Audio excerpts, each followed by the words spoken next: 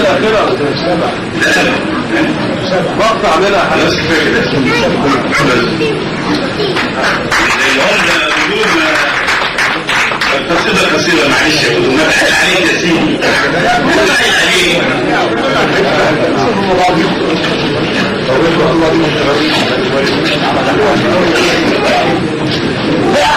إعلان غير مدفوع الأمر التلفزيون بيشتغل لأن بس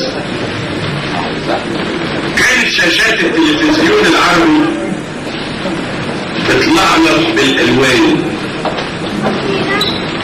كانت شاشات التلفزيون العربي بتلعلق بالألوان وبريحة البرفان الفجة من باط خيرة سلالات النسوان. ايش فلاحة في شابونيز بتزغرط علشان فرحانة بروعة مسحوق النجمة الثلاثية في بياض الفستان. مش السعودية قدام الفرن، مش السعودية قدام صهد الفرن عافية بتضحك من القلب عشان فايدة بجايزة بطاطس مقلية وباذنجان. ومذيع متخصص جدا نازل وسط الجماهير بيبربك بالقرآن، بيفرق عيش الرحمة وزكاة رمضان، ويروج لبضايع مستوردة بالتليفون الفوري من العتبة بتاع تايوان. وهو بيسأل أطفال كفر المنشية وبنات حجر هدومة عن مخرج آخر أفلام الفنان أبو لبيب، وعن اسم القصد الكاريوكا، وأول أغنية سومة، وست من السيدة بتجاوب الفزورة اليومية مكسوفة ومش عارفة تتذكر اسم الواد اللي مثل قدام فتكات العيقة فيلم محرومة، ولا اسم مؤلف كلمة سهران.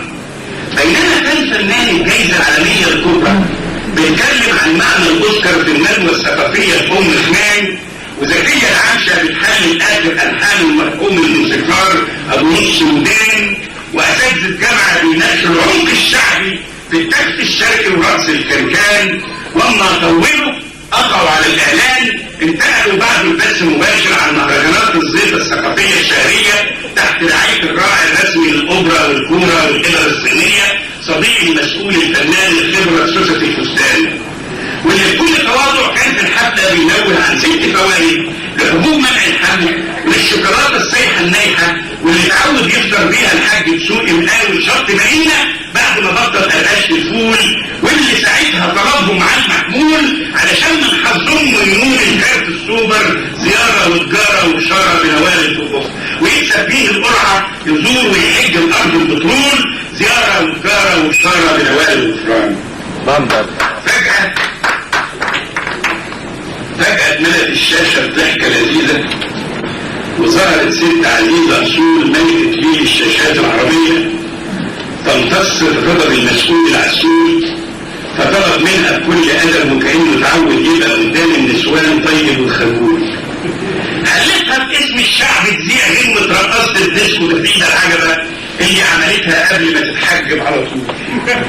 وافق طبعا وقالت له يقدم تحليل معقول لأهمية فيلم الموسم إياه اللي فاز بالجائزة الذهبية في أوسكار شرم البطيخ، واللي شارك فيه الأبطال سمعة وبلمعة وجمعة وجاكي شان، ويكون مديان الإنسان مندوب الولايات المتحدة لتدعيم النية الحسنة عند شعوب الشرق الأوسط من أجل حماية الأطفال بالضفة الغربية وفي كل مكان، ومهندس شاب العنف وتجديد الأحزان غصب عنهم فجأة انقطع الإرسال، مش بسبب أخطاء فنية معتادة لكن للخطأ التراجيدي المتكرر يوميا، وخصوصا في اللحظات الأزمات التاريخية لما يسيل على الشاشات الفضية وبيوت الحكام البيضاء دم الأطفال فجأة ترطش على كل الموجات الرئيسية والفرعية فضائية ومحلية أحمر زي ما بيسيل ببساطة دم الأطفال،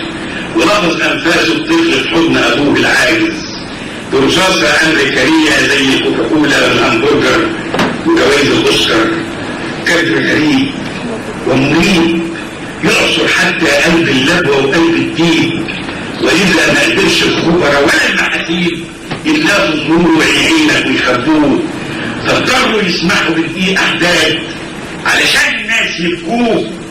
بعدها سقفوا واستأنفوا من تاني فقرات الاعلان، وفك العطر الفاجر من تحت بطاط النسوان، واللون الاحمر ضاع في بحر من الالوان.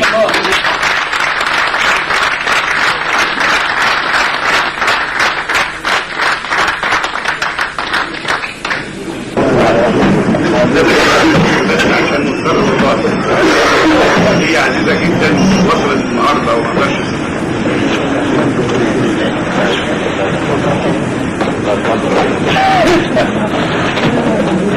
مع السلامة. سلام.